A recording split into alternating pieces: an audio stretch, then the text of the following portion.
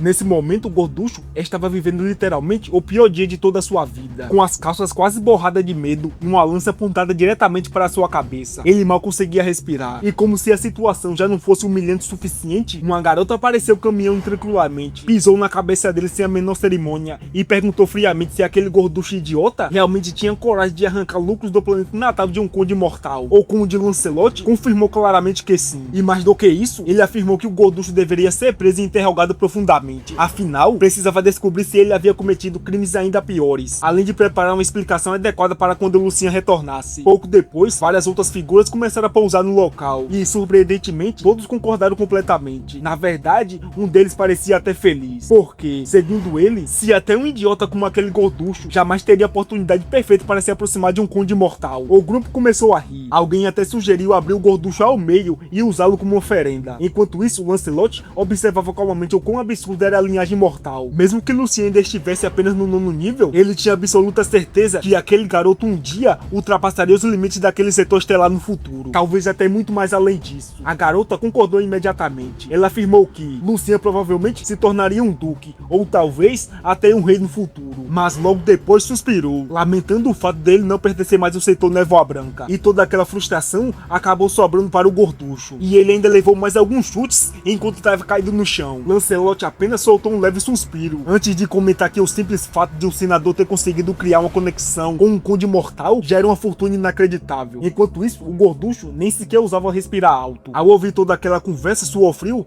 escorreu sem parar pelo seu corpo. Ele simplesmente não conseguia acreditar que havia extorquido justamente o planeta natal de um conde mortal. Para ele, aquele parecia ganhar uma loteria de desastre com uma chance de 1 em 1 bilhão. O problema é que o prêmio não era dinheiro, era a própria morte. Naquele instante, ele se arrependeu de tudo. Se pudesse voltar no tempo, jamais teria entrado no departamento de recursos. Qualquer outra profissão teria sido melhor. Em sua cabeça, ele começou a murmurar que, com um azar daqueles, talvez tivesse sido bem mais melhor ter ficado em casa e comprado bilhetes de loteria. Nesse momento, Ezra Scarlet tossiu 2 vezes e lentamente conseguiu se levantar, enquanto o sangue escorria de seus lábios. Lancelot imediatamente percebeu. Com cuidado, ele ajudou ela a ficar de pé e perguntou se ela estava bem. Mesmo ferida, Ezra Scarlet respondeu educadamente que conseguia aguentar. Então Lancelot retirou um pequeno frasco. Dentro dele havia um líquido verde brilhante. Sem dizer muito, ele derramou apenas algumas gotas no chão. Ezra Scarlet ficou confusa no começo, mas conseguia sentir uma aura extremamente poderosa vindo daquele líquido. E no instante que as gotas tocaram na terra seca, tudo mudou. A vegetação começou a crescer instantaneamente. Grama, flores, vida, o solo árido reviveu diante dos olhos dela em questão de segundos. Ezra Scarlet ficou completamente paralisada de choque. Ela simplesmente não conseguia acreditar que apenas algumas gotas foram capazes de revitalizar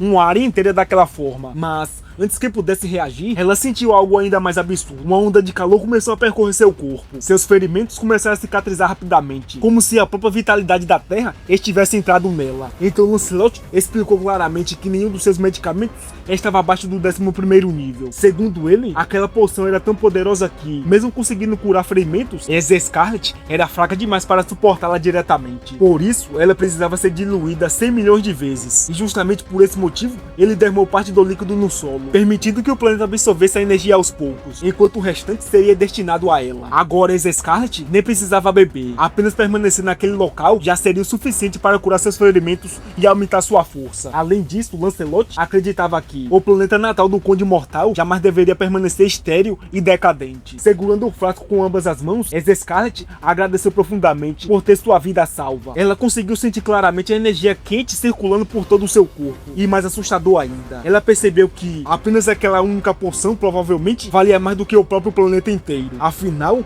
aquilo era capaz de evoluir o mundo inteiro. E pensar que seus ferimentos nem sequer eram tão graves assim, mesmo assim, a energia dentro dela começou a disparar loucamente. Sua força aumentou sem parar.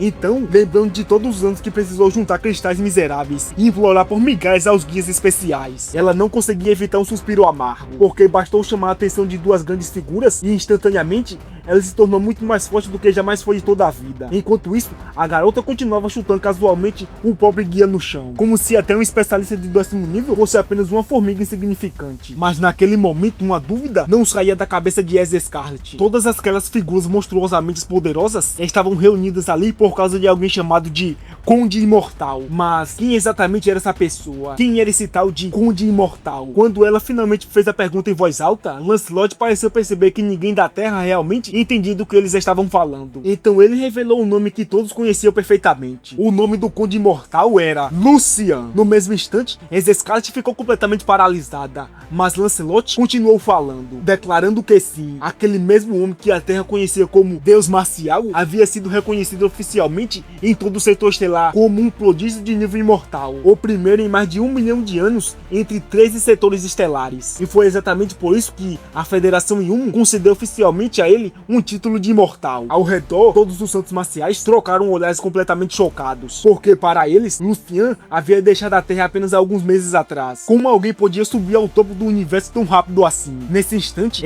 Scarlet se lembrou de Fubuki comentando casualmente que seu marido parecia estar indo bem. Ela balançou a cabeça e sorriu sem reação, porque finalmente entendeu o verdadeiro significado de indo bem. Enquanto isso, nosso garoto seguia viajando em direção à Terra dentro de uma nave espacial. Mesmo durante a viagem, Lucian treinava incessantemente dentro do reino dos sonhos. E então, com uma explosão absurda de energia, ele lançou um soco para a frente. E naquele instante, o próprio vazio foi destruído. O golpe abriu um gigantesco buraco de puro nada diante dele. Lucian percebeu que a herança obtida dele daquela vez no Reino dos Sonhos era muito mais poderosa do que a anterior. Mesmo estando no mesmo nível, segundo ele, aquilo provavelmente tinha relação com a roda, porque desde então, ele sentia um fluxo infinito de poder atravessando seu corpo. Ao olhar pela janela da nave, Lucian conseguiu perceber a Terra claramente. Mesmo estando a vários anos-luz de distância, sua presença havia evoluído absurdamente. Depois de herdar o legado de um mestre e continuar treinando sem parar, praticamente todas as suas técnicas já havia alcançado o pico do quinto reino. O tempo passou rapidamente. Mesmo que a Eclexia tivesse permitido resolver todos os problemas da Terra, Lucian ainda decidiu ligar para Fubuki só para garantir. Quando a chamada conectou, Fubuki ficou extremamente feliz ao descobrir que seu marido finalmente estava voltando para casa. Ela rapidamente garantiu que tudo já havia sido resolvido, embora com muito barulho acontecendo ao fundo. Ela admitiu que não sabia exatamente como explicar toda aquela situação. Segundo Fubuki, Lucian entenderia tudo no instante que retornasse para a Terra, e aquilo deixou Lucian ainda mais curioso. Mas afinal, quão grande poderia ser toda aquela comoção? Pouco tempo depois, a nave de Lucian finalmente se aproximou da Terra, só que no instante que olhou pela janela, ele congelou, porque diante dele havia uma cena completamente absurda. Incontáveis naves espaciais cercavam o planeta inteiro. Era praticamente impossível contar quantas estavam ali. Lucian ficou sem reação, imaginando quantas pessoas o senador e a Eclexia havia mobilizado por ele. Então, de repente, uma comunicação foi conectada. Uma voz respeitosa perguntou se aquele dentro da espaçonave era o Conde Imortal. Mas Lucian, completamente sem saber que havia recebido oficialmente esse título, apenas respondeu calmamente: "Eu sou o Lucian." E no mesmo instante, todos na nave começaram a se mover, abrindo um gigantesco corredor no espaço para recebê-lo de volta à Terra. Mesmo para alguém como Lucian, aquela cena era pressão demais, porque ele sabia perfeitamente que agora devia um favor monstruoso para muita gente. Quando finalmente pousou, uma multidão colossal já o aguardava. Todos corriam para se apresentar. Famílias, facções, organizações, cada um anunciando seus nomes e origens, desesperado para criar algum tipo de conexão com ele. Como esperado, o mais forte avançou para a frente sem cerimônias, enquanto os mais fracos se exprimiam atrás, tentando ao menos ser notado. Lucian apenas acenava de forma meio sem jeito, claramente sobrecarregado. Enquanto cumprimentava todos, ele não conseguia deixar de pensar em quantas pessoas tinham sido reunidas ali. Naquele momento, ele quase começou a sentir pena do pobre gorducho. Mesmo assim, Lucian agradeceu sinceramente a todos por ajudarem a Terra. Lancelot imediatamente se curvou respeitosamente e afirmou que Lucian estava sendo educado demais. Segundo ele, mesmo que Lucian agora pertencesse oficialmente à Federação Yumo, eles ainda o consideravam dos seus. Então, ajudar a Terra era algo insignificante. Logo depois, a garota deu um passo à frente. Ela afirmou friamente que funcionários corruptos que abusavam do poder mereciam ser eliminados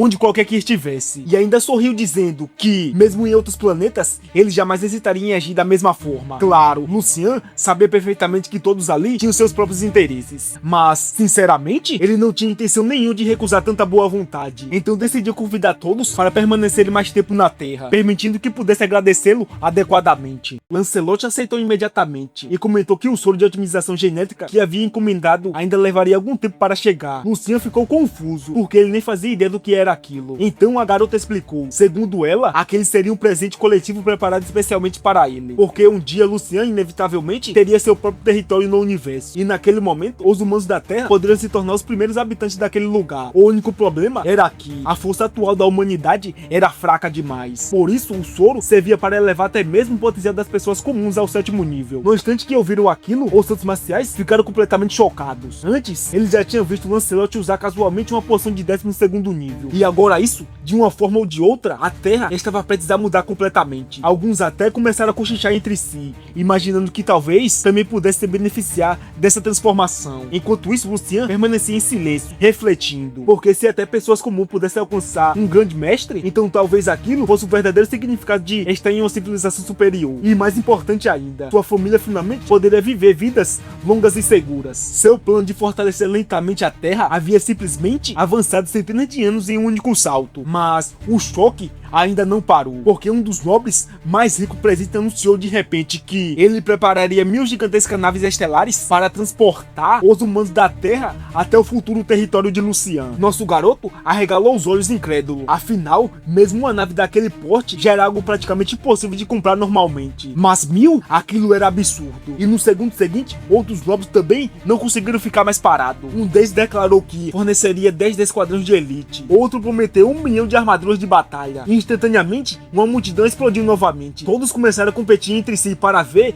quem oferecia mais presentes para Lucien. Nosso garoto apenas sorriu educadamente, embora por dentro ele tivesse um pouco constrangido. Mas, sinceramente, ele pensou consigo mesmo, por que não aceitar? Se um dia toda a humanidade da Terra alcançaria o 9º nível, então ele finalmente teria a paz de espírito. Favores poderiam ser pagos no futuro, mas ele não poderia permanecer na Terra para sempre. Enquanto observava Lucien sendo tratado como uma verdadeira lenda viva, Tanjiro Kamado provavelmente era quem estava mais emocionado de todos. Então, Scarlet se aproximou dele com um sorriso provocador e perguntou se ele estava bem. Quando ele respondeu que sim, ela imediatamente debochou, dizendo que ele jamais deveria ter desafiado Lucien no passado, mas logo depois completou: ele deveria considerar aquilo uma honra, porque, gostando ou não, graças a Lucien, todos eles estavam prestes a ascender junto com a maré. Os dias passaram rapidamente, Lucien visitou sua família e depois retornou novamente ao oceano, mas agora o céu acima da Terra continuava tomado por naves cruzando o planeta sem parar, entregando recursos continuamente. Embora Lancelot e os outros já tivessem ido embora, novas figuras continuaram chegando todos os dias. Finalmente,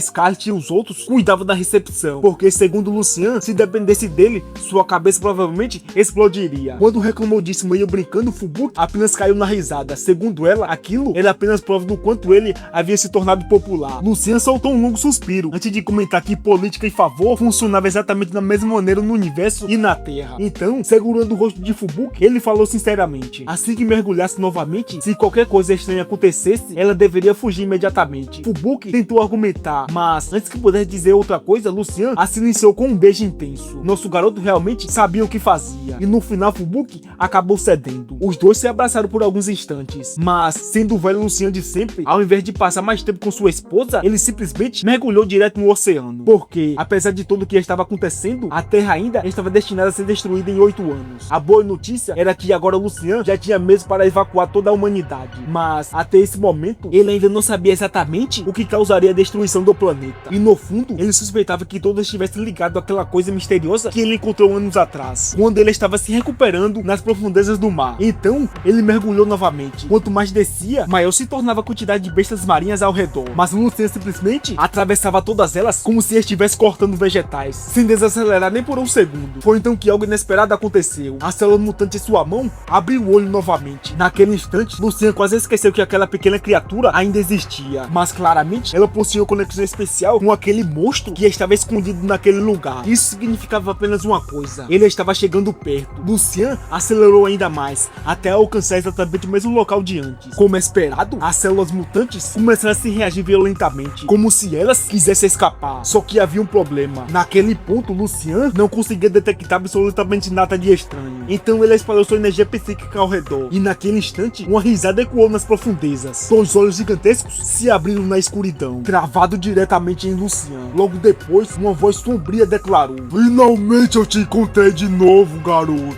Antes que Lucien pudesse sequer reagir, uma mão colossal atravessou diretamente em sua direção. E aí, nosso garoto foi pego? De novo? Ele foi para aquele outro mundo? A resposta você só encontra no próximo capítulo. Então fica ligado, deixa o like aí, malandro.